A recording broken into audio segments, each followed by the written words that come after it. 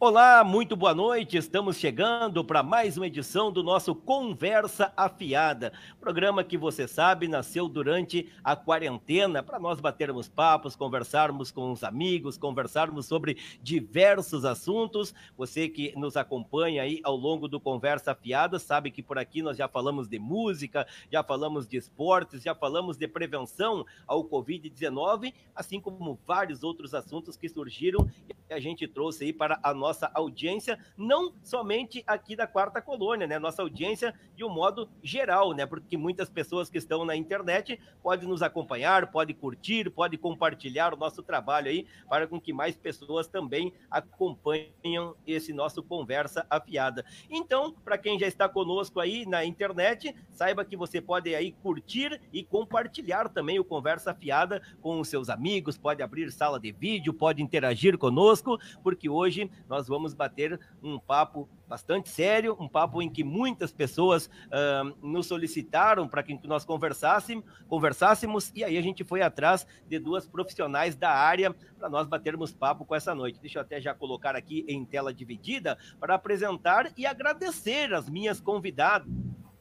Direto de Santa Maria está a doutora Camila, ela que vem hoje falar sobre a área da psiquiatria, e direto de Nova Palma, a doutora Naíma Bertoldo também para falar sobre a área da psicologia. Hoje nós vamos abordar aqui no programa sobre as questões de drogadição, sobre preconceitos, vamos falar sobre outros assuntos da área da psicologia e da psiquiatria. Então, desde já, você já é nosso convidado a estar interagindo conosco e mandando os seus questionamentos aqui no Conversa Afiada, tá ok? Então, todos são convidados. Deixa eu apresentá-las aqui, vamos começar lá pelo coração do Rio Grande, lá pela cidade de Santa Maria. Doutora Camila, muito obrigado por atender o convite meu para nós conversarmos nessa noite. Seja bem-vinda, boa noite. Boa noite, Gilberto. Boa noite, Naíma. Muito obrigada pelo convite. É um prazer estar aqui com vocês, né, para a gente conversar sobre assuntos tão atuais. Muito obrigada mesmo pela oportunidade. Perfeitamente. Doutora Naíma Bertoldo, que é daqui da nossa Quarta Colônia, está em Nova Palma, tem muitos clientes aqui, muitos pacientes aqui na região da Quarta Colônia também, da mesma forma que a Camila tem. Quero te agradecer por aceitar o convite de nós conversarmos nesta noite. Muito obrigado, boa noite. Boa noite, Gilberto. Boa noite, Camila. Eu que agradeço o convite, né? E espero poder colaborar e ajudar um pouco mais as pessoas, né, com assuntos tão importantes e tão pontuais no nosso dia a dia, né, em todo esse momento que a gente está vivendo de pandemia, né, e muitas mudanças na nossa vida. Perfeitamente. Bom, gente, eu antes de começar o nosso assunto aqui, de introduzir os primeiros questionamentos, enfim, quero fazer um agradecimento muito especial para a equipe da Provida de Faxinal de Soturno, através da gerente regional da Provida, a Cimara. Cimara, que foi uma das pessoas que me ajudou aí a chegar no nome da doutora Camila e da doutora Naíma, para nós conversarmos nesta noite aqui sobre psiquiatria e sobre a área da psicologia também. E já aproveito e mando um abraço e um beijão aí para toda a equipe Provida de Faxinal de Soturno, para a Bárbara, enfim, para todas as pessoas que fazem parte da Provida, porque as duas também são funcionárias da Provida e trabalham na área da saúde do município de Faxinal de Soturno. Corrijam-me se estiver errado, começa pela doutora Camila. Sim, trabalhamos ali na unidade básica de saúde, né, Naíma? Trabalhamos em conjunto ali, tentando atender toda a população. Perfeitamente. Bom, vamos lá, então, começando pela área da psiquiatria, queremos ouvir, doutora Camila, paranaense, o que trouxe você para o Rio Grande do Sul e essa área da psiquiatria, o que te fez optar por essa área, enfim, e como é que você chegou até a nossa Quarta Colônia? Pois é. Bem, eu sou natural ali de Curitiba, né? E a parte da psiquiatria é muito famosa aqui no sul do país, né? Principalmente aqui no Rio Grande do Sul, porque existem várias residências médicas, vários hospitais, né? Então, eu vim para cá justamente por causa disso, porque ali o FSM é uma referência no serviço de psiquiatria. Ali a gente tem também o serviço de eletroconvulsoterapia, né?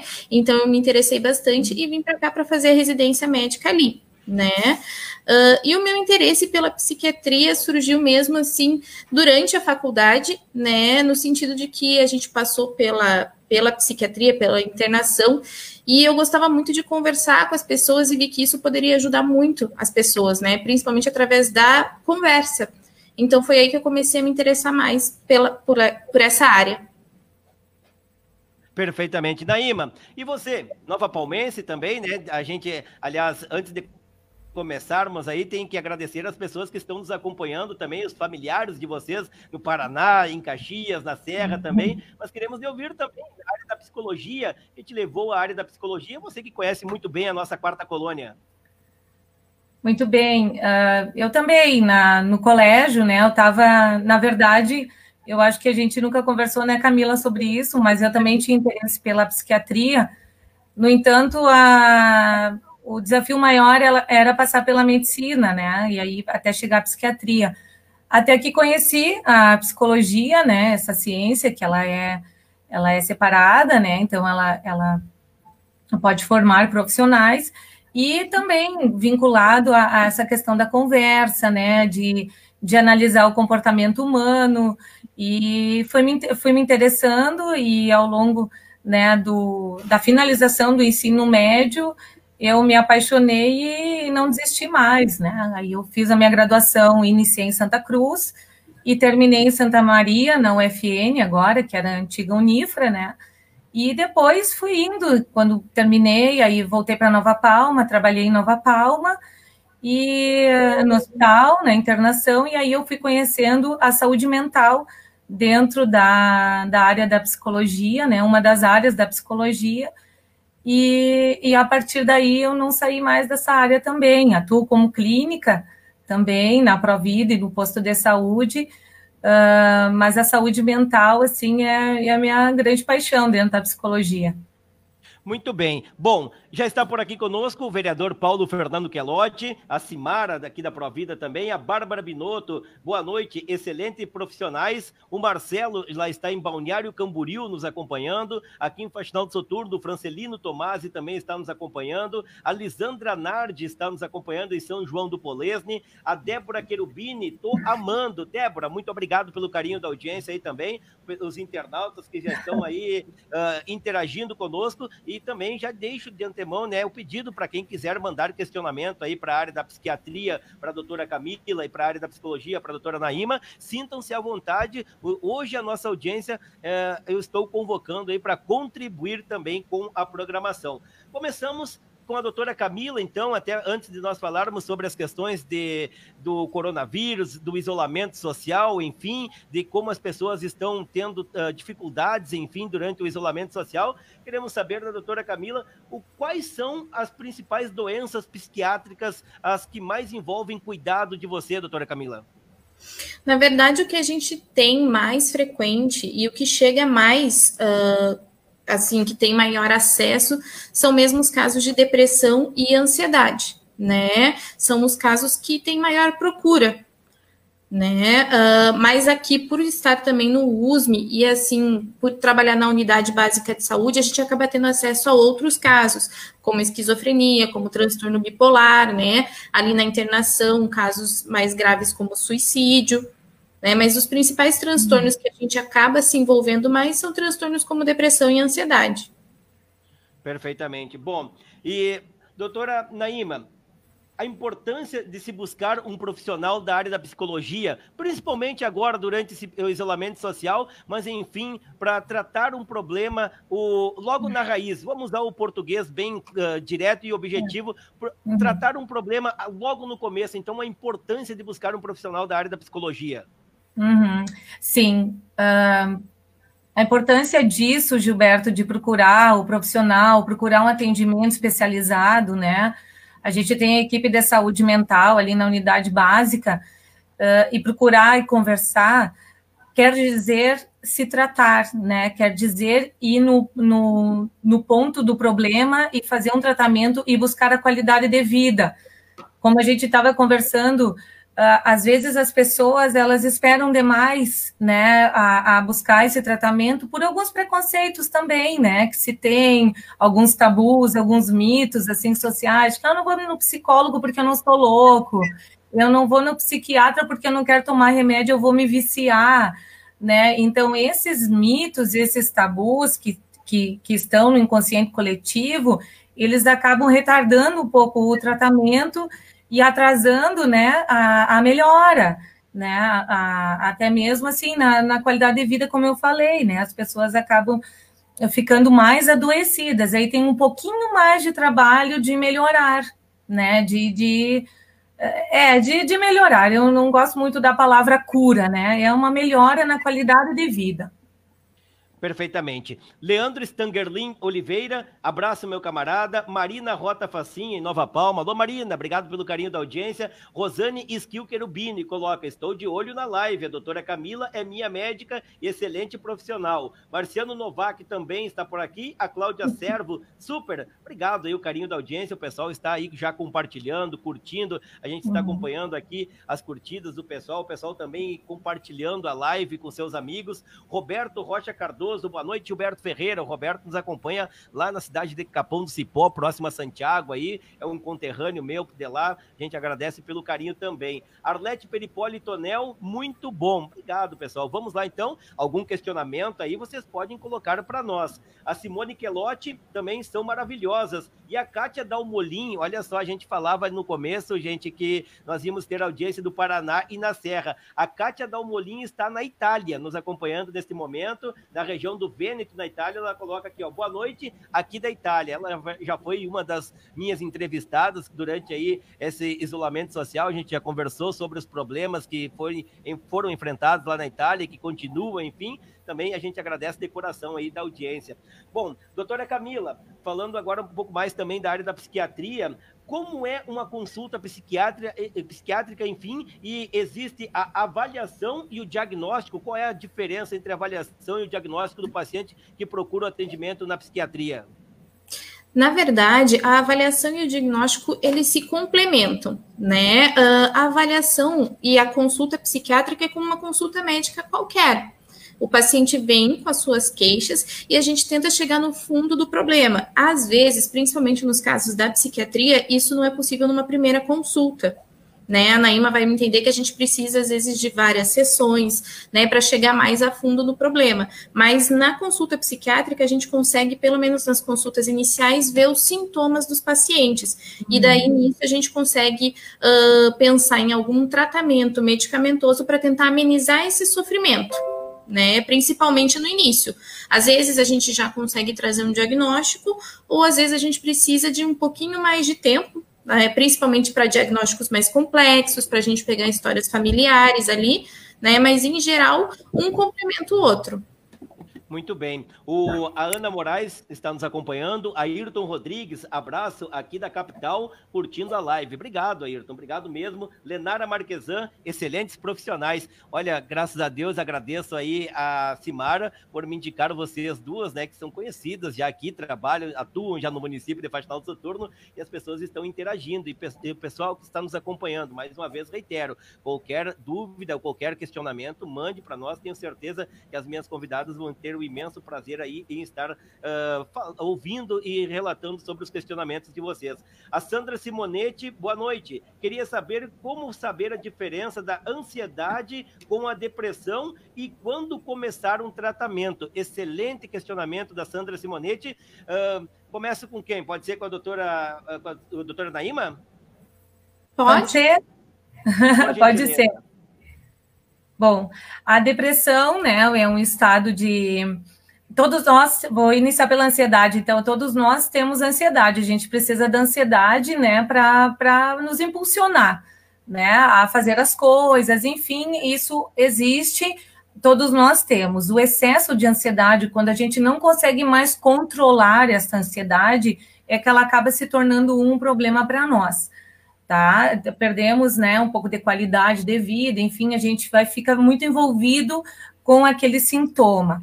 Existem alguns transtornos ansiosos, né, doutora, que aí acabam precisando de mais tratamento, precisando de, muitas vezes, de medicação para conter os principais sintomas e a pessoa começar a melhorar. A depressão também, ela é um transtorno, né, um transtorno mental, aonde dentro desse transtorno pode haver um estado de ansiedade maior também.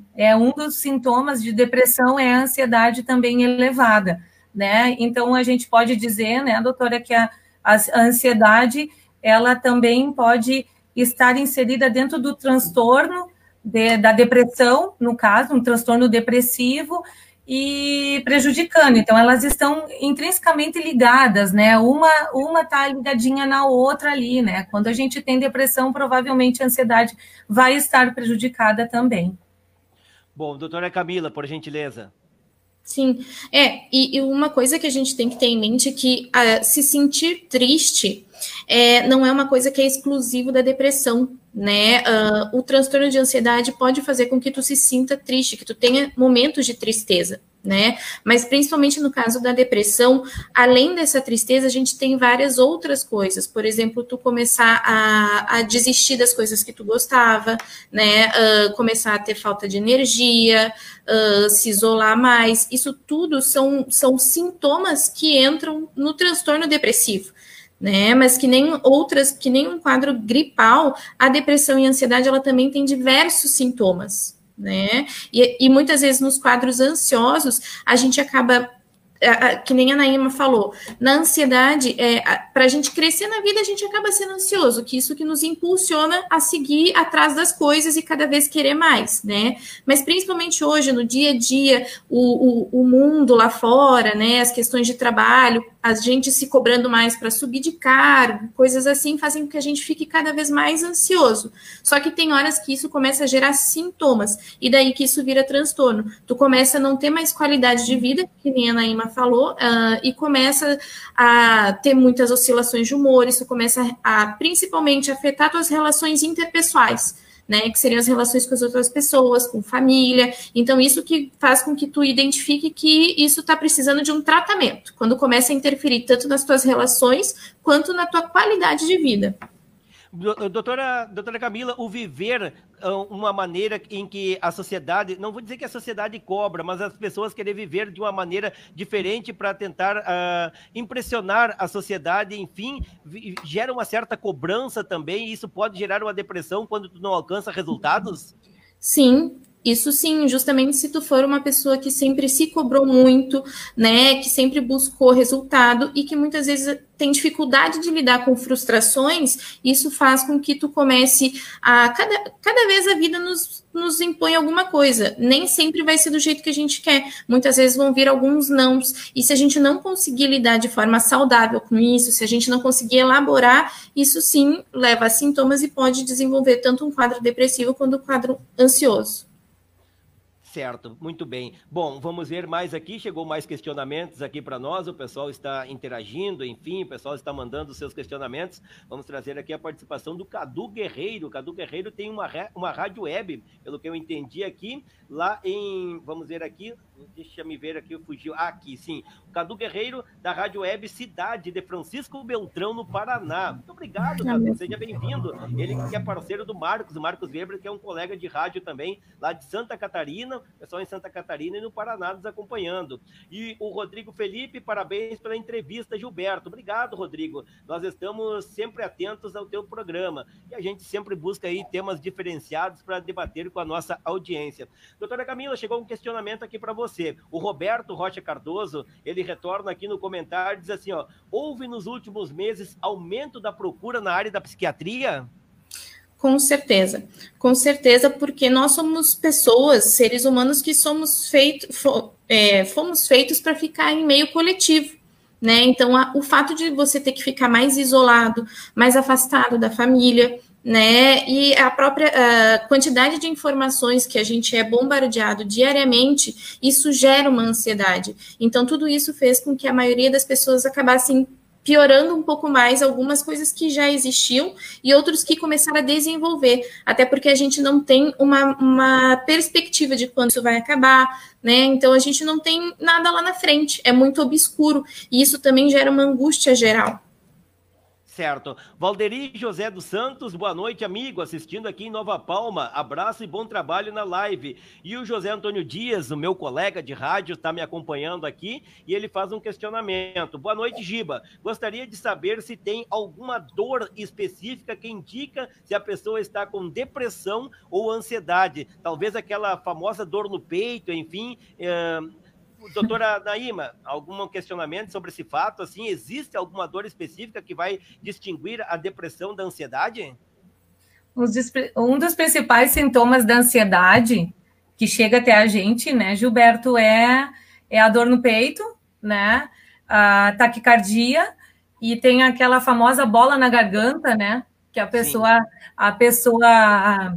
diz que parece que não consegue engolir, que não consegue respirar direito, né? Isso são sintomas de ansiedade. Mas a gente tem que ter muito cuidado com isso, para não classificar toda e qualquer dor, taquicardia, ou tremores, ou sudorese, né? E a bola na garganta, a falta de ar, muitas vezes, tudo como ansiedade.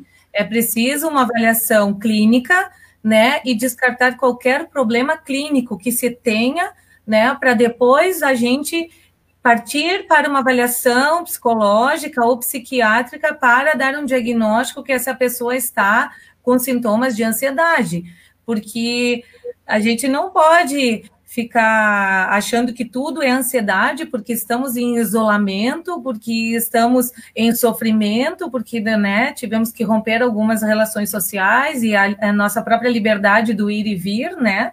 Então, tem que ter muito cuidado com isso.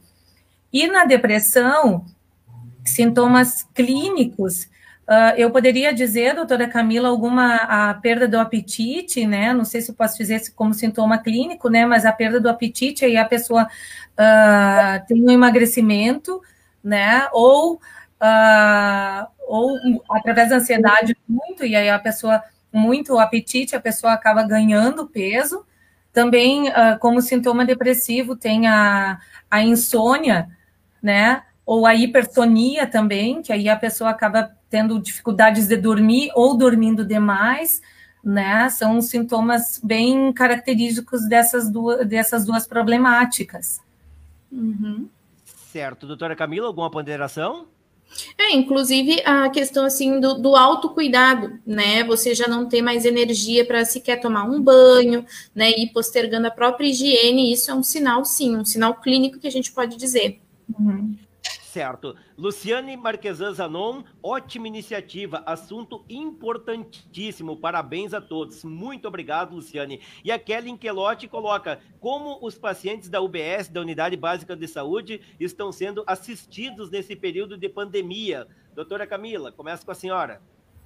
Bem, eu acho que até nisso a Naíma, que faz parte do NASF ali, pode até explicar melhor, né, como que os pacientes podem procurar esse serviço. Acho que é melhor até para ti, né, Naíma? Sim, posso responder, sim. Claro, sim, com certeza.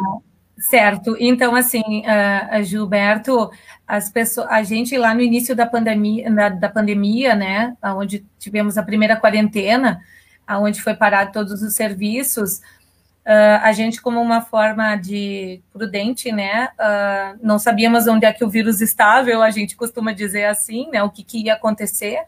Então, a gente acabou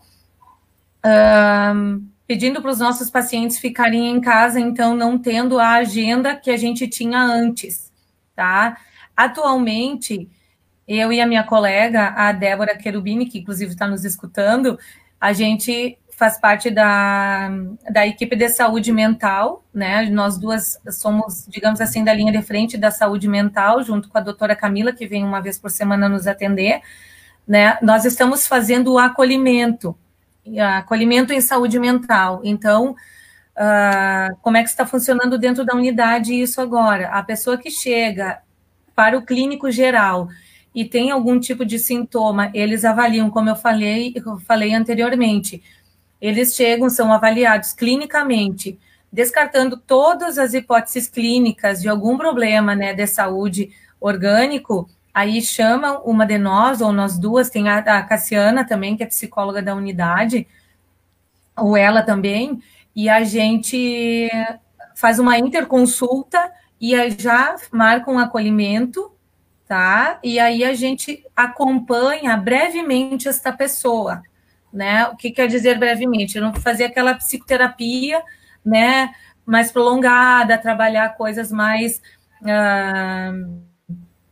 a longo prazo, assim, aquelas coisas mais profundas. A gente tenta trabalhar o aqui e o agora para sanar os primeiros sintomas, para nós poder dar conta dessa demanda que vem aumentando dia por dia, né? E a gente não deixar ninguém assistido. Então, se alguém precisar, pode nos procurar, falar comigo e com a Débora, né? Ou com a Cassiana vai menos dias que nós na unidade, e a gente pode marcar o acolhimento e ver que demanda que tem e para que setor que a gente encaminha ou se fica com a gente fazendo esse acompanhamento por um tempo, um pouco mais breve, né, do que sugere a psicoterapia, que pode ser um pouco mais prolongada, né, até durar anos. Muito bem, estamos conversando aqui no Conversa Fiada desta quarta-feira com a doutora Naíma Bertoldo, ela que é psicóloga, atende na Provida aqui de Faxinal do Soturno e na Unidade Básica de Saúde, no posto de saúde aqui de Faxinal do Soturno, e com a doutora Camila também, ela que é psiquiatra, atende também da Provida, do quadro de profissionais da Provida, e também trabalha na área da saúde aqui do município de Faxinal do Soturno. O José Antônio Dias, o Dutti, ele agradece aí pelo esclarecimento, né? Valeu, muito bom. O Jaca Leotti, lá de Nova Palma. Boa noite, Gilberto. E entrevistadas. Como saber se estamos sofrendo de depressão de fato ou apenas é uma situação atual, por exemplo, que está causando a mudança do humor? Como dá para a gente pensar ali apenas uma mudança de humor que está relacionada, claro que é um dos sintomas que a gente ouve falar, a depressão, né? O início é a mudança de humor, mas como que as pessoas vão saber aquela linha tênue entre a mudança de humor e a depressão que está chegando? Doutora Camila, pode ser a senhora começando? Na verdade, a gente tem que ver o quão duradouro é isso, né? Uma oscilação de humor de um dia, 2 dias, né? Até uma semana é uma coisa. Agora, quando a gente começa a ver que isso está se mantendo e realmente começa a interferir na nossa rotina, nas nossas relações, aí a gente tem que se atentar um pouquinho mais e talvez procurar uma ajuda, um atendimento psicológico inicial, não necessariamente um tratamento medicamentoso nesse momento, mas talvez tu precise desabafar tuas angústias, né? Que são compreensíveis nesse momento, mas que pode já estar gerando em ti pelo menos um quadro inicial. Perfeito. Bom, Naíma, falar sobre as questões da depressão, e eu quero abordar assim em etapas com vocês duas, começando com a depressão infantil, com a depressão em crianças, o que a gente pensa que não é tão comum, mas que existe. Enfim, como saber que uma criança está depressiva, como os pais que estão no mundo aí, claro que hoje não se está tão corrido por causa da pandemia, por causa do isolamento, mas a gente sabe que a gente vive em uma sociedade muito corrida, de cobranças, enfim, muitas vezes os pais deixam as crianças na creche de manhã, só pegam na tarde, enfim, como saber que uma criança está desenvolvendo um quadro depressivo? Doutora Naíma, por gentileza. Isso. Tá. Então, a depressão infantil, como eu falei, então, ela não é tão comum quanto dos adultos, né? Mas ela também se faz presente, né? E é mais difícil de identificar, um pouco mais detalhada. Assim, a gente precisa de uma avaliação um pouco mais minuciosa, porque a criança a gente faz uma avaliação através do brincar, dos desenhos, então tem a questão lúdica que envolve bastante, e já no caso do adulto já consegue verbalizar, né, e aí tu consegue perceber os principais sintomas e os primeiros sintomas. Atualmente, né, a questão da irritabilidade da criança, né, ela fica muito irritada, agitada, isolada também. Os pais, eu já vou fazer um alerta, cuidem os celulares, cuidem o tempo desta criança nas redes sociais, nos jogos, crianças e adolescentes, já vou incluir os adolescentes, né? Cuidem o que eles estão assistindo, cuidem o que eles estão jogando, porque isso pode ser um fator de agravante de um humor que já vem deprimindo, né? Se a criança tem, ou adolescente, a adolescência por si só é uma fase de transição, então que os adolescentes, eles acabam mudando de comportamento facilmente, né, ou ficando com essa irritação também, né, um pouco responsivo, assim. Mas a criança tem que ter um cuidado, tem que dar atenção, eles querem atenção. Se a gente substituir a atenção pelo celular, aí a coisa vai ficar bem mais complicada, né? Antes era a creche que dava conta, agora é o celular que vai dar conta disto? E a minha responsabilidade enquanto pai e mãe, né? Eu já lanço isso também para a gente pensar, né? Então, a depressão infantil, ela pode se instalar por esses mínimos detalhes, né? Às vezes os pais, eles largam as responsabilidades, como eu falei, para outros meios, e aí isso vai acabar gerando um sofrimento nessa criança, e aí ela não vai compreender, né? E vai indo e vai nutrindo aquilo, e aí daqui a pouco pode estar com um grande problema, né? Na cabecinha dessa criança, né? Perfeito. Doutora Camila, alguma ponderação? Hoje em dia é cada vez maior, principalmente o número de suicídios nessa faixa etária mais jovem, né? Tanto adolescentes quanto crianças, né? E o que acontece? Esse grupo etário, ele tem maior dificuldade de entender seus próprios sentimentos, e muitas vezes isso vem como automutilação, que é muito comum hoje em dia. Então, às vezes, o pai vê, meu filho se cortou, não negligenciar, porque pode ser um sinal de depressão, né, de pensamento suicida, porque a criança não vai trazer isso. Muitas vezes a criança não sabe dizer que está angustiada. A gente já consegue dizer, que nem a Naíma falou no caso de ansiedade, essa bola na garganta. A criança não consegue, o adolescente não consegue, né? Então, muitas vezes isso vem realmente como raiva, como impulsividade. E como eles tendem a ser mais impulsivos, por isso que aumenta a taxa de suicídio, principalmente nessa faixa etária. Exatamente. Bom, Camila, vou aproveitar agora e vou pegar o gancho, porque eu queria passar agora para outra etapa, que é a depressão na adolescência. E aí vem bem ao encontro disso que você fala. Só que antes aqui eu tenho o agradecimento da Kelly Inquelotti, do Jaca, né? Agradecendo ali pelos questionamentos anteriores respondidos por vocês. E aí já também inclui a pergunta da Fátima Souza, que foi uma das pessoas que me propôs o tema também, aí para conversar com vocês nesta noite. E o que mais poderá ser feito para com que diminuísse a faixa etária dos suicídios? A gente soube aí, a gente não vai querer entrar em detalhes também, mas tivemos casos aí recentemente, enfim, na parte da adolescência ali, até na juventude, porque isso atrai muitas pessoas ali entre 20, 22, 23 anos aí, e tem muitas questões envolvendo isso, a questão do suicídio também. Aí vai a descoberta da pessoa sexualmente, enfim, também, que é um agravante, a questão da drogadição também, porque muitas pessoas vão buscar o refúgio disso através das drogas, e muitas vezes a família nem sabe, só quando vê ali o filho já está completamente dependente das drogas. Enfim, a depressão na adolescência é muito complexa, doutoras. Posso começar com a Naíma mesmo? Sim, ela é complexa justamente por isso que tu falou, né, essa mudança de comportamento do adolescente, né? Então, a autolesão, né, a automutilação na adolescência, o adolescente, como é que ele funciona muito pelo grupo dos iguais, né? Então, ele vai, muitas vezes um coleguinha lá não está muito bem, aí ele acaba fazendo, né, tendo esse comportamento autolesivo, acaba se cortando, aí eu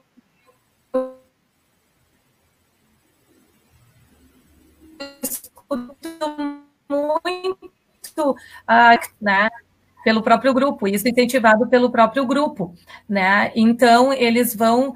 a dificuldade da gente chegar nesse adolescente é porque eles são muito fechadinhos, assim, entre eles não trocam muita ideia. Então, a gente tem que ter um manejo diferenciado com o adolescente para poder criar o vínculo com ele, né?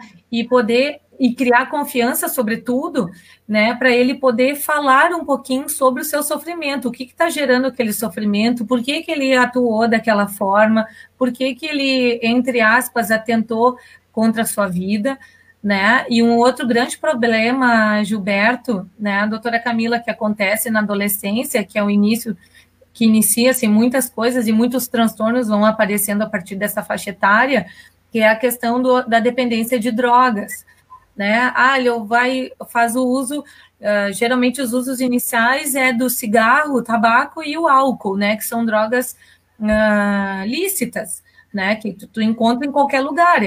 E aí o adolescente, um pouco desestruturado, a família desestruturada, acaba caindo na rua, né? Acaba fazendo vínculos não tão bons, e aí já está fragilizado, né? Começa a beber, aí o álcool dá aquela sensação boa no início, mas o álcool deprime o sistema nervoso central, então depois ele vai ter aquela sensação de disforia, menos-valia, de culpa, né? E aí depois entram as outras drogas, né? Se ele prosseguir por aí, vai entrar as outras drogas, como a maconha. A maconha não é inofensiva, como falam, tá? Ela tem um grande prejuízo orgânico, e com o uso prolongado também ela pode gerar alguns transtornos na pessoa. Cocaína e o crack são as drogas que se mais usam, né? Então aí o problema da adolescência vai ficando cada vez mais grave, né? Precisando sim de uma intervenção com urgência para que esse adolescente possa se recompor, possa reaver algumas coisas, né? E buscar melhora dele. Perfeito. Doutora Camila, por gentileza. Eu acho que é importante a gente falar que no caso de suicídio em geral, tanto de adolescentes quanto, né, de adultos e idosos, é a gente tentar identificar fatores protetores e os fatores de risco, né? E os fatores de risco principais, realmente, principalmente na adolescência, são o uso de substâncias, né? A falta de suporte social familiar, né, pessoas que têm poucos vínculos, pessoas mais sozinhas, né, isso são fatores de risco para suicídio. Pessoas que já tentaram suicídio, isso é um importantíssimo fator de risco, porque toda pessoa que tentou suicídio, ela tem um risco 5 vezes maior de tentar novamente, né, e das 50% das pessoas que cometeram suicídio tiveram tentativas prévias, então esse é um dos principais fatores de risco. Outros fatores são, por exemplo, doenças mentais, o próprio quadro depressivo, né? A questão do próprio sexo masculino, no caso da adolescência, a descoberta do sexo, a questão hoje em dia a gente fala muito em gênero, né? A opção sexual, então isso é uma coisa também muito importante, porque muitos adolescentes que estão se descobrindo ali, eles têm dificuldade de lidar com isso e saber sobre aceitação familiar, então isso pode ser fator, né? Mas principalmente o fato deles dessa fragilidade social, né? Que a gente percebe muito nos casos de suicídio que a gente vê no dia a dia.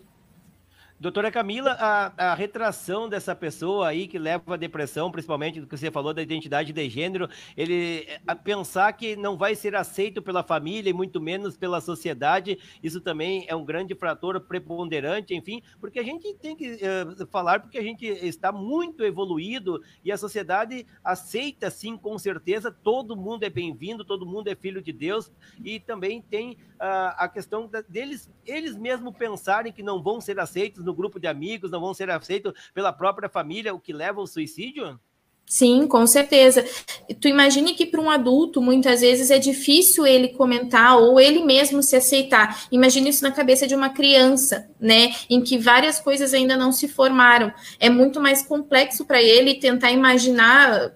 Às vezes ele não consegue nem imaginar um futuro, né? Porque ele optou por uma coisa que é totalmente diferente. Então, a falta da gente conseguir conversar, né, ou do próprio filho ter alguém para conversar sobre isso, influencia bastante, pesa bastante.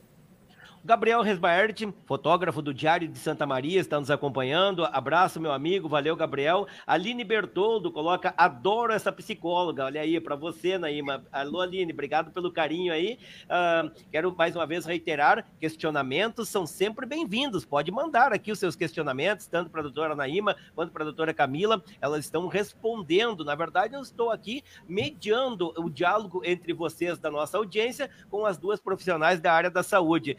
Meninas, quando buscar ajuda? Claro, daqui a pouco a gente vai falar sobre a depressão na fase adulta. Eu acho que vocês já deram uma pincelada ali, até mesmo pela questão do fracasso, enfim, do trabalho, das pessoas não conseguirem conquistar o que elas almejam, é um dos fatores preponderantes da depressão na fase adulta, as pessoas não terem conseguido aquele objetivo, enfim, a sociedade, eles acharem, porque, assim, ó, eu não vejo que a sociedade cobra, pode até cobrar sim, mas às vezes as pessoas se cobram mais do que a sociedade cobraria eles, e as pessoas querem mostrar resultado, mas isso aqui daqui a pouco eu quero abordar com vocês. Mas como procurar ajuda? Enfim, muitas vezes chegam pessoas dizendo eu preciso de ajuda, ou a maioria das vezes é levado por familiares para a primeira consulta. Pode ser com a Naíma, começamos com a Naíma, por gentileza.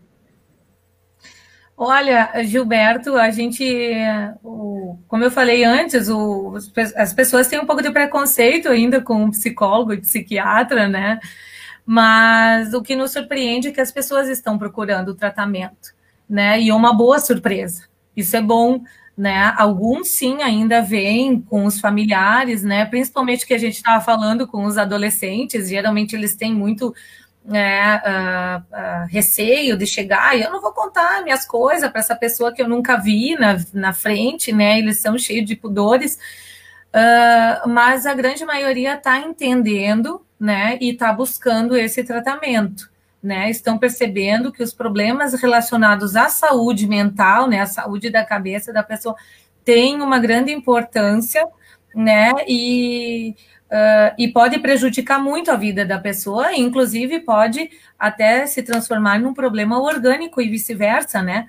Uma pessoa que vem num estado de estresse há muito tempo, com esse corpo estressado, né? Liberando substâncias, ele pode desencadear também um problema clínico, né? Como úlceras gástricas, essas coisas assim que a gente escuta falar, né? E que é muito comum ter quando uma pessoa é muito estressada, quando uma pessoa não consegue relaxar nunca, não consegue ficar leve, chegar em casa, tomar um banho e ficar tranquila, tá sempre a mil.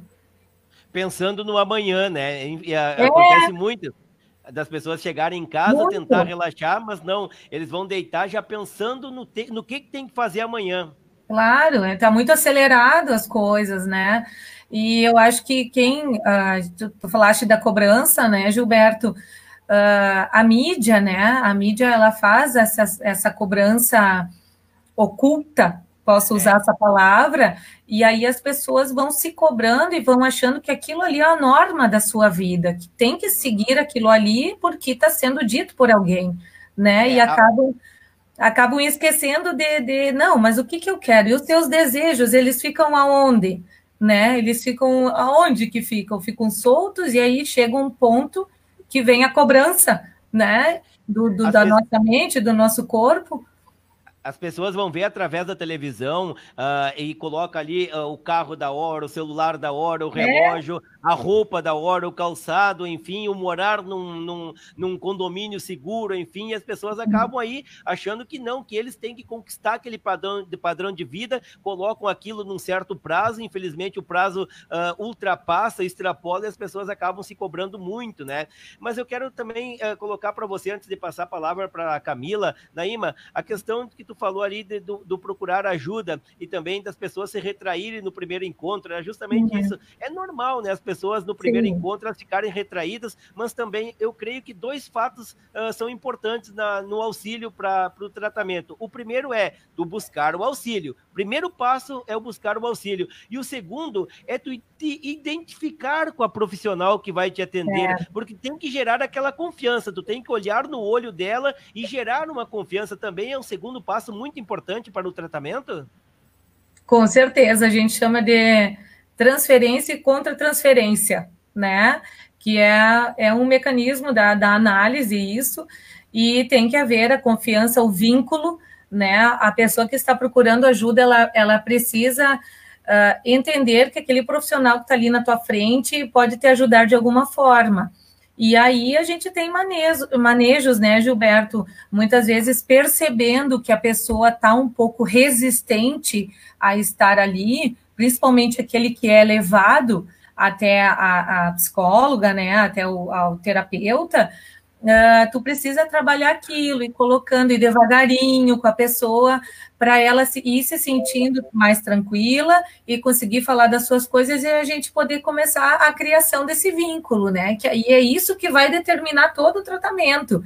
Se a pessoa não tem vínculo, confiança com quem está ali te ajudando, não vai ter tratamento. E pode acontecer de não acontecer esse vínculo, e aí a gente tem que ter o bom senso, né? Nós, profissionais, termos o bom senso de encaminhar essa pessoa pensando no bem-estar dela e não no nosso profissional. Perfeito. A Fátima Souza coloca aqui, olha, perfeito. Obrigada a essas grandes profissionais, boas orientações. Valeu, Fátima, muito obrigado de coração, querida. E a Vanessa Bassim, parabéns ao trio pela excelente live. É um tema tão importante que precisa de muitos esclarecimentos, com certeza. E olha, tenho certeza, Vanessa, que com essas duas profissionais que eu estou tendo o privilégio de conversar nesta noite, nós vamos ter assunto aí para no mínimo 2 ou 3 programas, porque hoje a gente vai conversar e com certeza vai surgir vários outros questionamentos, e eu já quero colocar as duas aí no compromisso de futuramente a gente voltar a conversar. Mas, Camila, a gente falou da chegada do paciente para a área da psicologia e para a área da psiquiatria, como se dá, enfim, tem que ter um diagnóstico médico para ser levado para você, como se dá aí a chegada de um paciente para você tratar da área da psiquiatria? Principalmente na parte da adolescência e fase adulta. Na verdade, hoje as pessoas elas estão cada vez mais abertas a isso, né? E muitas vezes elas vêm por procura direta, né? Elas identificam um sofrimento, né, nelas ou em algum familiar e acabam vindo direto no psiquiatra, mas muitas vezes elas são encaminhadas por colegas médicos, por exemplo, muitas pessoas com sintomas de ansiedade, como taquicardia, dor no peito, acabam indo no cardiologista e daí fazem uma bateria de exames, acabam vendo que não tem nada e o médico percebe sinais, mas acaba encaminhando para o psiquiatra para realmente fazer um devido diagnóstico, né? Em geral, as pessoas não vêm com o diagnóstico pronto, né? E até isso é o ideal. E às vezes, muitas vezes, eles vão inicialmente no psicólogo para ver se talvez pela parte da conversa, pela parte da terapia, eles já conseguem amenizar os sintomas, e o colega psicólogo às vezes acaba encaminhando quando percebe que os sintomas estão mais profundos e precisa às vezes de algum tratamento mais medicamentoso, né? Mas claro que também existem psiquiatras que são psicoterapeutas, que também fazem a parte de terapia e análise em conjunto com o tratamento farmacológico. Bom, e quando chega o paciente para você, com que frequência se dá essas consultas? E como assim é o tratamento para um paciente para psiquiatria, Camila? Isso depende muito da gravidade em relação à questão da frequência, né? Porque, por exemplo, se vem um paciente para mim com um pensamento suicida, eu vou querer ver ele próximo, às vezes uma semana, às vezes com 15 dias. Paciente, às vezes, com sintomas ansiosos, até o medicamento fazer efeito, você pode espaçar para um mês. Isso vai depender muito da gravidade dos sintomas, né, do quadro que o paciente se apresenta na primeira consulta, para daí a gente criar um planejamento, vamos dizer assim. Inicialmente a gente planeja, às vezes, consultas próximas e depois a gente pode espaçar. Geralmente o tratamento nos casos de depressão e ansiedade, dependendo da gravidade dos sintomas, eles ocorrem de no mínimo 1 ano com a medicação, né, podendo ser numa frequência média aí de mensal a trimestral, né, nos pacientes mais estáveis, mas em geral o tratamento é de no mínimo 1 ano a 2 anos, dependendo da gravidade dos sintomas, né. Agora, casos mais complexos, como esquizofrenia, transtorno bipolar, aí é um tratamento a longo prazo, né, então já para quase toda a vida.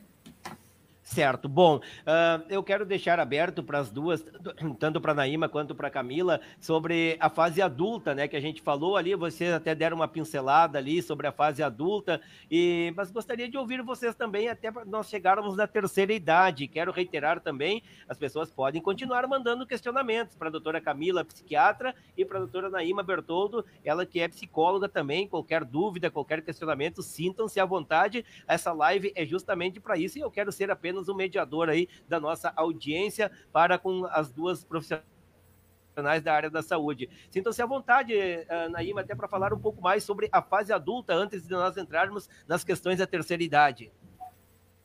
Da depressão, Gilberto. Isso, exato. Relacionados à depressão.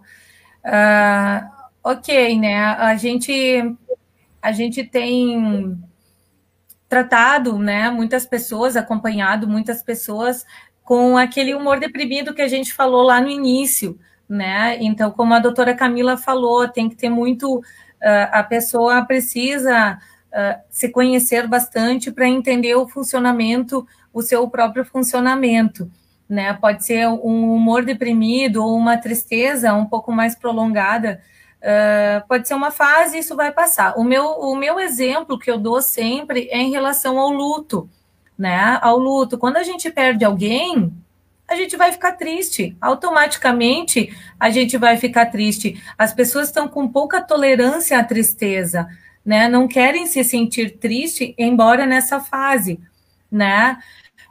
Então, é inerente, isso vai acontecer, essa tristeza.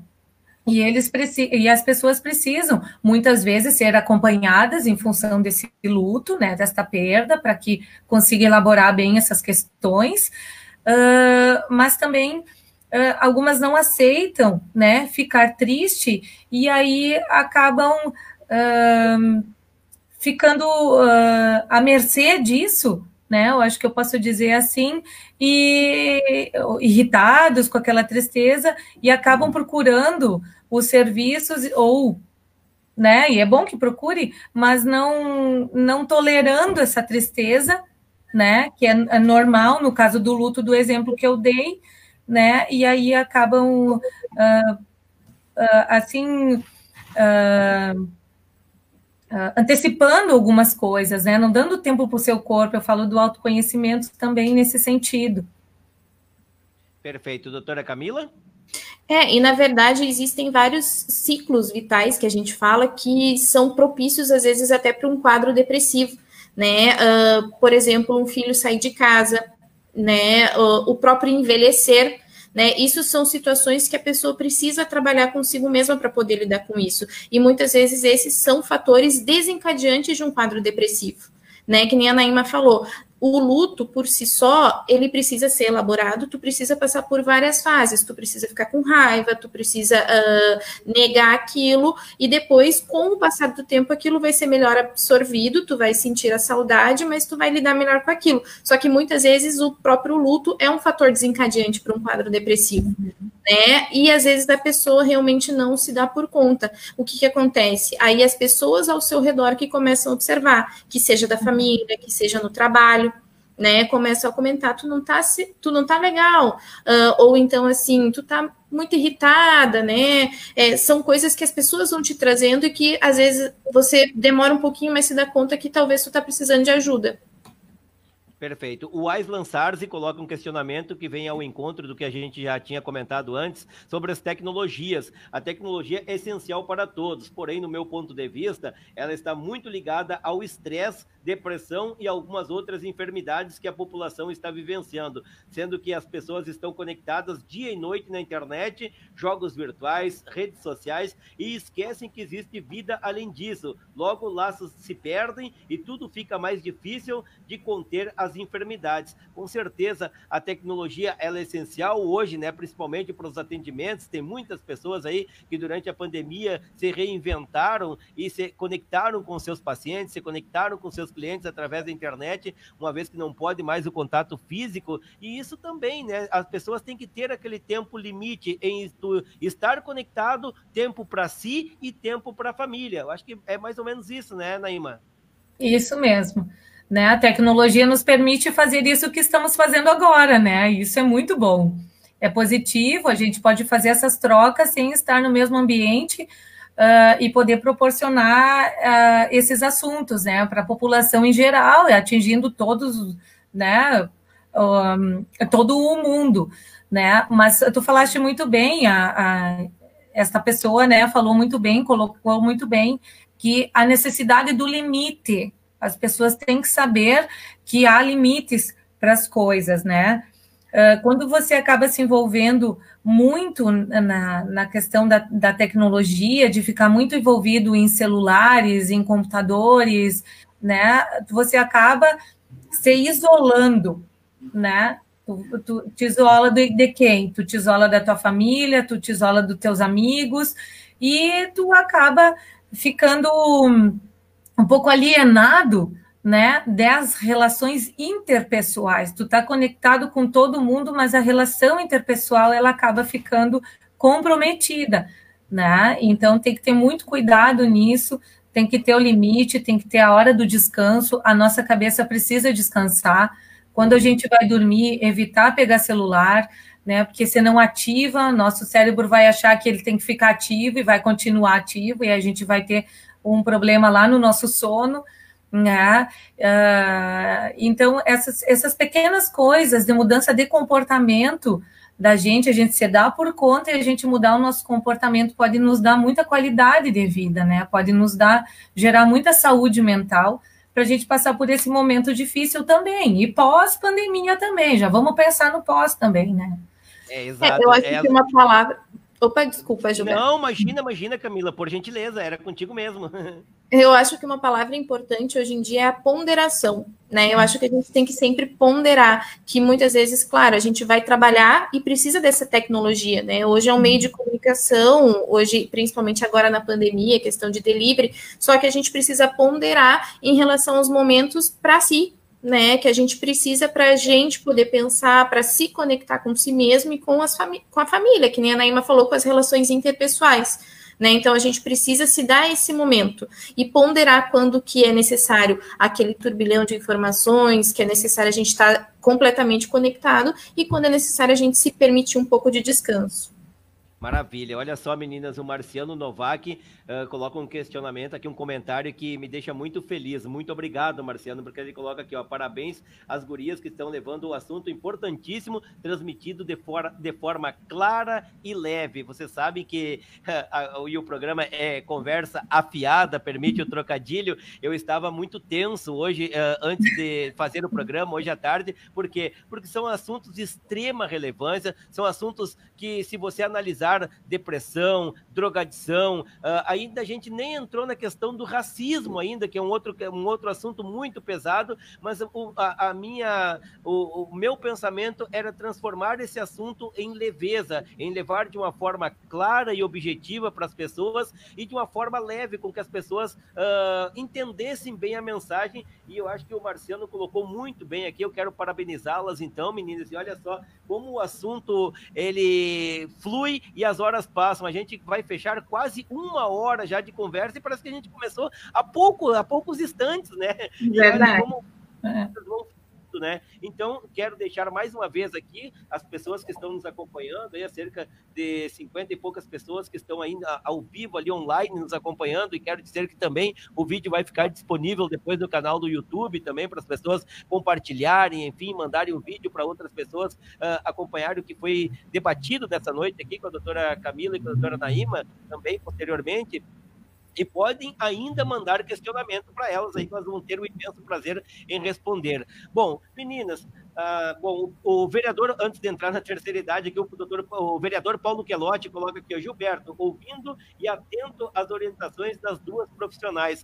Muito bom. Obrigado, Paulo. Obrigado de coração, vereador aqui do município de Faxinal do Soturno, atento aos fatos e acontecimentos. Mas, meninas, as questões da terceira idade, sabe que eu gosto muito de falar na terceira idade, porque a gente acompanha as festas, eu fazendo coberturas aqui para a Rádio São Roque, para o jornal Cidades do Vale. As festas da terceira idade hoje são coisas maravilhosas, são gigantes. Para quem a gente olha aqui na Quarta Colônia, principalmente, a terceira idade, pela alegria que eles transmitem nos seus eventos, parece que não há casos de depressão. E Santa Maria, onde está a doutora Camila também lá, a questão da terceira idade, tem muitos grupos de terceira idade que ajudam muito as pessoas idosas a estarem ativas e se sentirem ativas também, porque não é só tu estar ativa, e sim sentir-se ativa. Isso é muito importante. Como é que vocês, da área da psicologia e da psiquiatria, vêm hoje observando as questões da terceira idade?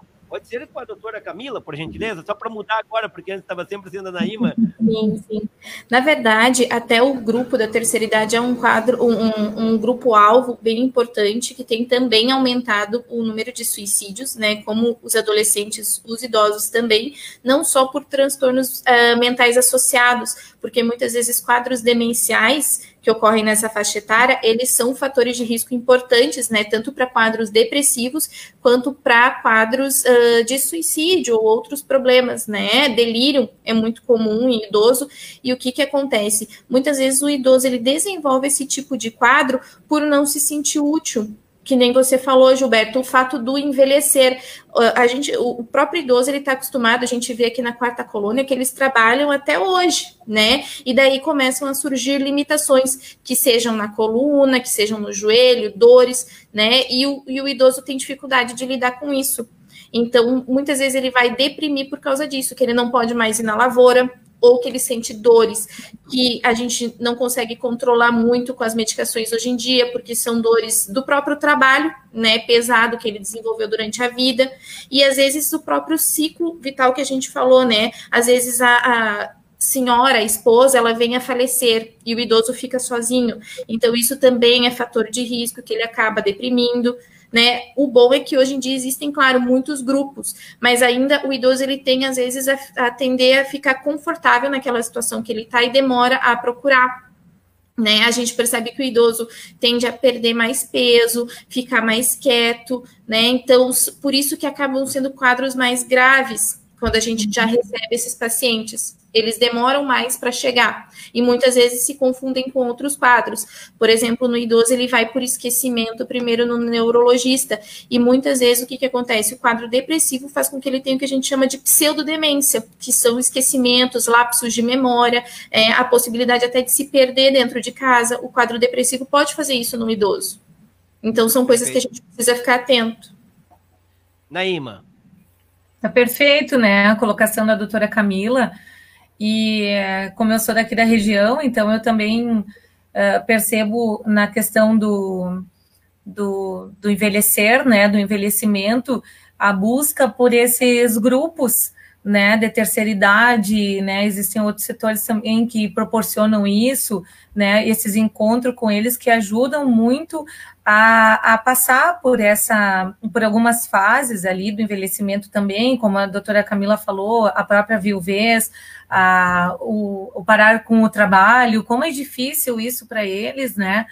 Então, eu particularmente, não tenho muitos idosos, mas os que vêm, eles vêm com essas queixas em tratamento, né? Já tive, atendo ainda, mas eles vêm com essas queixas de que, está chegando no fim da vida, e agora, o que eu vou fazer? E aí a gente tenta dizer, não, mas quem sabe, tenta inserir num grupo, ou tenta ver o que essa pessoa gosta, o que a pessoa fazia, para poder, né, dar uma qualidade de vida no final da vida, eu diria assim, né? E tirar um pouco essa ideia de finalização, né, de finitude, agora é o fim, é a última etapa da vida, então a gente tenta trabalhar isso, para que o idoso não se sinta, né, como se estivesse na beira da morte, eu vou dizer assim, né. Perfeito. O Alexandre Prado está colocando boa noite e a chefe está nos acompanhando, meninas. Olha só que maravilha, e traz um excelente questionamento aqui a Lidiane Gabi Fiore. Lidiane, muito obrigado pelo carinho da audiência, está compartilhando também a nossa live aí. A Lidiane coloca, gurias, vocês poderiam falar também sobre o uso abusivo de medicamentos, ou seja, drogas, né, na nossa sociedade. É um outro assunto muito extremo, assim, de extrema relevância, o uso de medicamento, enfim, as pessoas têm a mania de se automedicar. Doutora Camila? Isso é muito comum hoje em dia, né? Não só com medicações simples, como o próprio paracetamol, né? Mas hoje em dia as pessoas estão cada vez tendo mais acesso a que seja um clonazepam. E isso é uma bola de neve, vamos dizer assim, porque a pessoa começa, muitas vezes ela tem um sintoma pequeno de ansiedade, faz o uso de um clonazepam e aquilo alivia. Só que às vezes a medicação ela não está fazendo o tratamento adequado, ela está mascarando o sintoma. Então a pessoa tende a aumentar o seu consumo cada vez maior. Né? Então, a gente tem que ter muito cuidado com esse tipo de prescrição, né? E às vezes o paciente vir com aquilo, não, eu já usava. Então, isso são coisas que chegam e a gente tem que ter muita atenção, porque o paciente tende a fazer um uso abusivo, né? E muitas vezes é arriscado para pacientes com pensamento suicida ou com uma certa impulsividade. Ele tem uma certa quantidade de paracetamol em casa. O paracetamol é altamente tóxico em certas doses, né? Então, tudo isso tem seu risco. Perfeito. Doutora Naíma? E dentro do que a gente acompanha também, eu penso muito, né, que às vezes, é o que a gente estava conversando antes, de não tolerar, né, a tristeza ou algum outro sintomas e recorrer à medicação imediata e não trabalhar o que está gerando essa ansiedade, esse humor deprimido, né? O porquê que a pessoa está ficando triste por muito tempo, não trabalhar no sentido de conversar sobre e buscar uma mudança de comportamento. Muito se acredita, né, Camila, que a medicação é que ela vai fazer o milagre de mudar todo o quadro, mas sabemos nós que a mudança de hábito, a mudança de comportamento, de pensamento, é que juntamente, muitas vezes, com a medicação que se faz necessária, é que faz a pessoa melhorar daquele quadro, né, de adoecimento que estava antes. Até por isso que a maioria dos casos de problemas de saúde mental, vamos dizer assim, problemas psiquiátricos, né, eles não têm uma única causa. Eles são todos ditos como multifatoriais. Então, por isso que poucas vezes você vai conseguir com a medicação melhorar 100%. Por quê? Porque não foi só aquela alteração no seu cérebro que causou isso, né? Tem várias coisas que nem a gente falou mesmo, da tua própria rotina, dos teus hábitos, que nem a Naíma comentou. Então, isso tudo interfere, isso tudo que causa, e isso que é importante a gente trabalhar também. Porque hoje em dia não existe, infelizmente, uma pílula da felicidade, que muitas às vezes trazem pra gente, né? Perfeito. O Antônio Neuri Garcia, advogado aqui de Faxinal do Soturno, coloca aqui boa noite. Valeu, doutor. Um grande abraço aí para o senhor. Muito obrigado por estar acompanhando o nosso trabalho nessa noite. E a Lidiane retorna no comentário aqui, 2 profissionais que têm o meu respeito. Obrigado, Lid. Obrigado mesmo. As meninas estão contribuindo muito e eu agradeço mais uma vez a Simara da Provida. Foi ela que me trouxe aí os nomes das duas, tanto da Camila quanto da Ima, que é aqui de Nova Palma também, mas que presta serviços da Provida e na unidade básica de saúde aqui de Faxinal do Soturno, juntamente com a Camila, são colegas ali da LID também. Bom, Camila, quanto ao fluxo nas emergências, enfim, como é que se dá o fluxo nas emergências, como é que os pacientes chegam para vocês, como é que é essa parte da emergência da psiquiatria?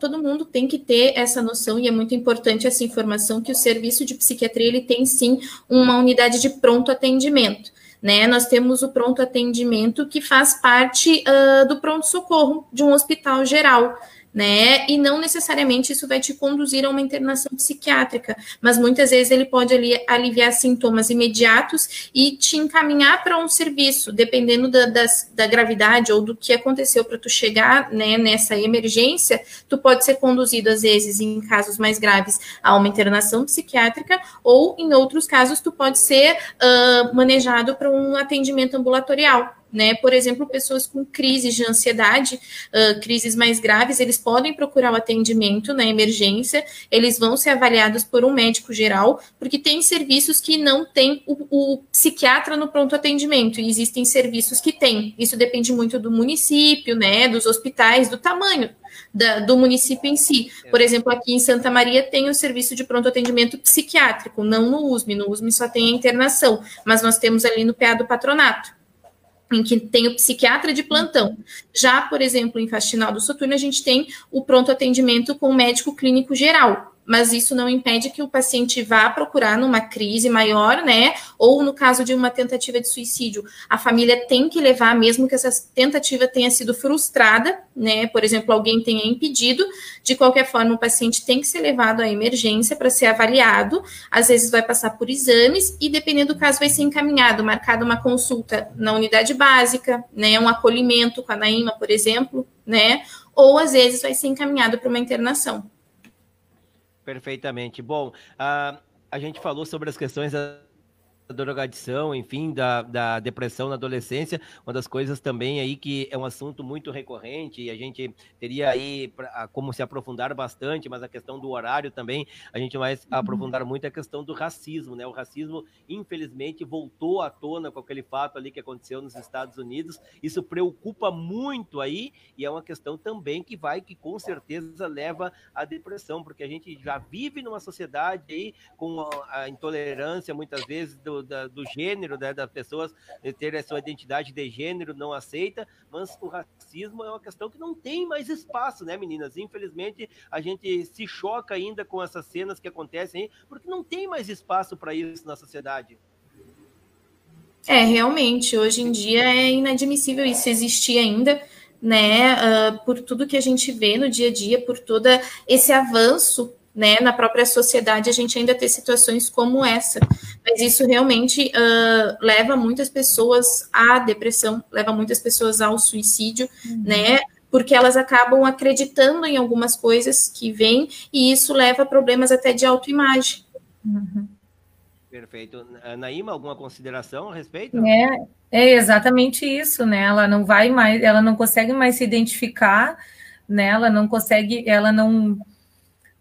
mais se inserir nessa sociedade que a exclui, né? Então acaba tendo essas crises de autoidentificação e a depressão e o suicídio está muito envolvido nisso, né? E nós, como profissionais, nos preocupamos muito com isso, né? Porque às vezes é muito silencioso, a pessoa ela não manifesta que está sofrendo porque ela é, entre aspas, diferente daquilo que se coloca como o ideal, né? Então a gente tem que também ser bem melindroso nessa avaliação para poder ajudar melhor essa pessoa. Mas não cabe mais hoje em dia isso, não, Gilberto, eu concordo com isso. A gente tem que evoluir os nossos pensamentos, né? Bom, doutora Naíma, psicóloga, e a doutora Camila, psiquiatra, estão hoje colaborando com o Conversa Afiada. E eu vou aproveitar aqui a audiência da secretária de Saúde do município de Pinhal Grande, a Rosane Liberalesso, para trazer um assado aqui para o nosso lado também da Quarta Colônia. A doutora Camila está em Santa Maria, mas atende a Provida aqui de Faxinal do Soturno e trabalha também aqui na área da saúde do município de Faxinal do Soturno, por nós estarmos em municípios pequenos. E até não precisa, claro, que vamos falar aonde vocês trabalham mesmo, que é Faxinal do Soturno e atende Faxinal do Soturno, mas também genericamente em toda a Quarta Colônia. Os municípios da Quarta Colônia, por ter a característica de municípios pequenos, de pequeno porte, bem diferente do que é o caso de Santa Maria, fica mais fácil para diagnosticar um cliente, para conversar, para chegar naquele cliente, mesmo que ele seja mais arredio para o tratamento, mas para vocês conhecer a família, talvez, da pessoa envolvida, fica melhor para trabalhar, por isso a gente tem, dá para se dizer, uma excelência na área da saúde aqui nos nossos municípios da Quarta Colônia. Pode começar com a Naíma, por gentileza. Sim, eu acho que sim, Gilberto, porque eu não trabalhei num centro grande ainda, né, só na minha formação, aí trabalhei durante os estágios, né, mas eu acredito muito que ajuda, porque a gente tem a facilidade de acesso, e também por a gente conhecer os profissionais dos outros serviços, então a gente tem também essa liberdade de chegar nesses profissionais para buscar informações, por exemplo, profissionais da assistência social, digamos assim, né? Em Faxinal tem o CRAS, tem o CREAS, quando a gente tem alguma dúvida, a gente acessa eles, as nossas colegas, livremente para fazer essas trocas, né? E poder ajudar melhor essa pessoa dentro do seu contexto geral, né? Porque às vezes tem, vamos voltar ao exemplo do adolescente, né? O adolescente tá, né? É o pivô, o bode expiatório, né? De uma família desorganizada. Então a gente buscando as informações dessa família, né, buscando organizar pai, mãe, num processo de separação, por exemplo, né, para não ocorrer alienação parental, essas coisas, a gente busca organizar, ajudar a tentar organizar essa família e poder atingir aquela pessoa que chegou até nós em sofrimento, né, que foi o disparo disso tudo. Então, eu acredito sim que por ser municípios menores, a gente consiga trabalhar melhor a pessoa e os seus familiares ou o contexto onde ele está inserido que gerou aquele sofrimento. Perfeito. Camila, e para você que veio de um grande centro para também buscar o aperfeiçoamento na tua área, que é um grande centro na região de Santa Maria, e você caiu aqui na nossa quarta colônia, felizmente para os pacientes aqui da quarta colônia. Como é para você, enfim, também pensa desta forma? Sim, a gente percebe aqui, trabalhando no USME, é que, por exemplo, a gente tem realmente muita dificuldade em manter um paciente bem, manter um paciente estável sem um apoio familiar, né, sem uma retaguarda. E às vezes a gente sente muito a falta aqui na questão realmente de comunicação interdisciplinar, né, no caso de tu conseguir conversar com a assistente social do município, tu conseguir conversar com a psicóloga que auxilia esse paciente. Então isso às vezes atrapalha muito o tratamento do paciente, que precisa ser multiprofissional, né. Na maioria dos pacientes que a gente tem hoje na psiquiatria, o tratamento tem que ser multiprofissional. Então o fato na quarta colônia de ter essa rede e das pessoas se conhecerem, isso realmente ajuda muito no tratamento, né? E também permite realmente um acesso mais fácil no sentido, às vezes, até de busca direta, né, desse paciente. E pelo fato da gente conhecer toda a família, muitas vezes tu consegue já, digamos assim, ver prognósticos desse paciente, né, no sentido de se tem um suporte familiar ou até de fatores genéticos que, querendo ou não, eles são base também das doenças psiquiátricas, né, então tu vendo se várias pessoas daquela família têm algum tipo de problema, a tendência que essa pessoa tem, e às vezes isso nos permite interferir mais cedo, né, permitindo que o paciente fique melhor e não chegue num nível mais grave. Perfeitamente. Bom, olha só, meninas, chegamos a 1h15 de bate-papo. Eu tinha combinado com a doutora Camila, porque ela tem um outro compromisso posteriormente ali, da gente fazer em torno de 1h10, mas o assunto fluiu, os questionamentos vieram, e eu estou muito feliz aí com a participação de vocês duas, mas principalmente com o público de casa que contribuiu para o nosso bate-papo. Até para nós já encaminhando para o encerramento aí, algum questionamento de vocês duas aí que a gente não abordou aqui, mas que vocês gostariam também de deixar, e claro que quero firmar o compromisso com vocês da gente voltar a conversar numa próxima oportunidade, mas sintam-se à vontade, até mesmo da Naíma para Camila, ou da Camila para Naíma, ou até mesmo, quem sabe, individual, tem alguma colocação que gostaria de deixar ali, que a gente acabou não abordando durante essa noite? Eu acredito que a gente abordou bastante assuntos, né, Gilberto? E assuntos bem importantes, como foi falado no início, e que está afligindo a nossa sociedade, né? A depressão, em alguns momentos ainda ela é vista assim como e é falta de trabalho, é falta do que fazer, isso vai passar, né? Mas não, ela tem que ser levada a sério. E a ansiedade, eu acho que tem muito a ver com o nosso momento, né? O crescimento de problemas de ansiedade, muito a ver com o que a gente está passando, com a questão do isolamento, né? As pessoas estão ansiosas por passar isso, né? Estão com ansiedade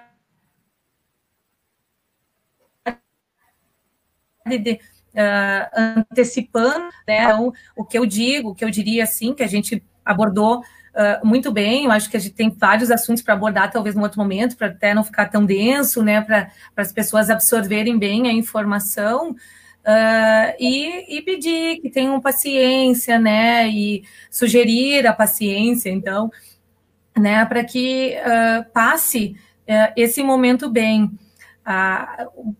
bem no sentido de não se fragilizar tanto. As pessoas perguntam para nós, e aí, Naíma, isso tudo é por causa da pandemia? Eu sempre costumo dizer, se a pessoa vem bem estruturada, vai sofrer um impacto, né? Todos nós estamos sofrendo impacto. Aquela pessoa que não vem tão bem estruturada, o impacto vai ser maior, e a gente precisa cuidar disso que está acontecendo, né? Essa nova demanda, ou o aumento da demanda, é que as pessoas vinham levando, se arrastando, e agora está estourando. Então, vamos tentar nos observar, ver o que a gente gosta, ver o que a gente pode fazer um exercício físico, cuidar da nossa alimentação, ter um bom sono, né? Não ser tão responsivo, irritável com nossos familiares, né? Ter boas conversas, não ficar falando só de coisas ruins, desligar um pouquinho, fazer uma dieta, da televisão, né? Não é a dieta só alimentar, mas a dieta de notícias, para que aquilo não fique, não preencha muito espaço na nossa cabeça e a gente não consiga se livrar daquilo ali, né? Porque a pandemia vai passar, mas os problemas pós-pandemia, eles podem ficar, né? Perfeito. Então, essa é a minha observação, Gilberto. Maravilha. Doutora Camila, por gentileza. Bem, obrigada muito pelo convite, né?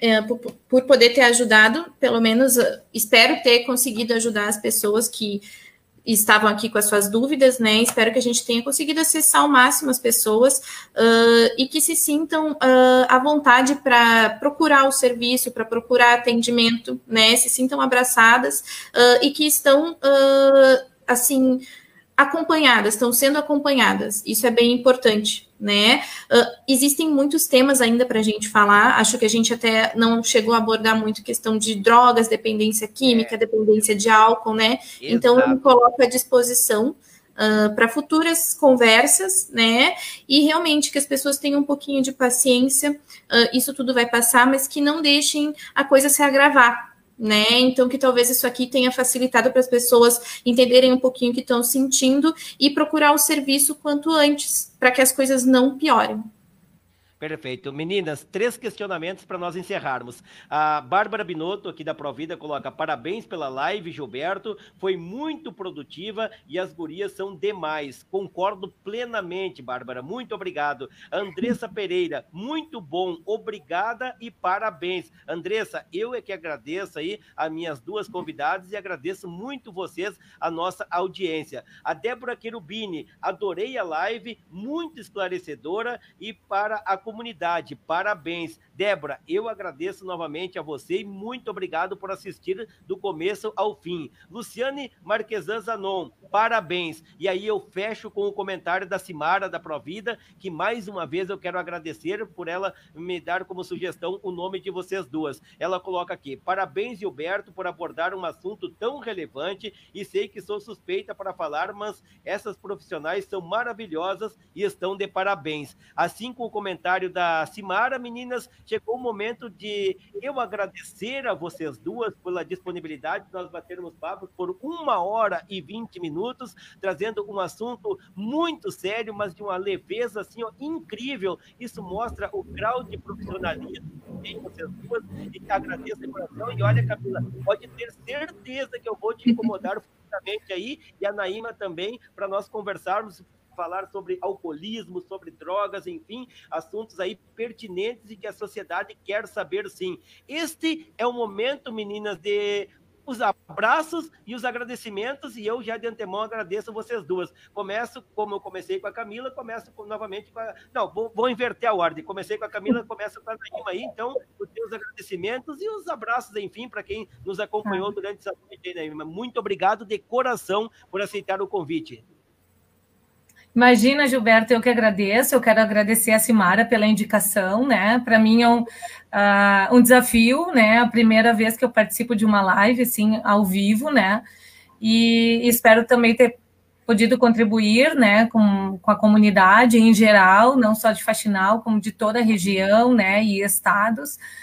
E quero deixar um abraço também aos meus familiares que estão aí, nos assistindo, colegas também, que escutei nomes de vários colegas, e até uma próxima. Também me coloco à disposição, Gilberto, né, muito interessante teu projeto, parabéns pela iniciativa, que através desses programas as pessoas podem ter acesso a essa informação, que muitas vezes tem esses questionamentos, né, tem essas dúvidas, e acabam não falando, não questionando, pela correria que a gente estava falando, ou por não se dar por conta. E através desses programas que as pessoas podem, né, esclarecer essas dúvidas e realmente assim ficarem mais atentos aos seus comportamentos e conseguir conduzir melhores os seus pensamentos para a qualidade de vida, né? Que isso não tem, nada paga isso, né? A qualidade de vida e o bem-estar psicológico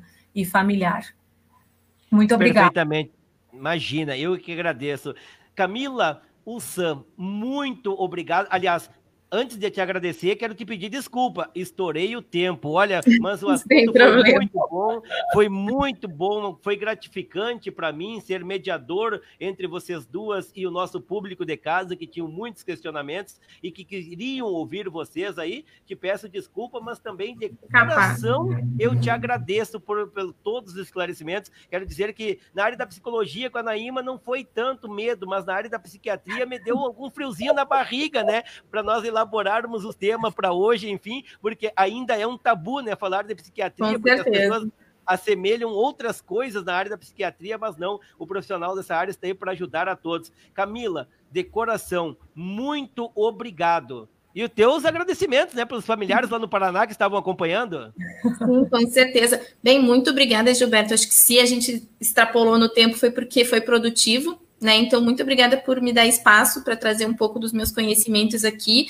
Muito obrigada a toda a equipe, a Naíma, minha parceira, a Simara, né, que me indicou também.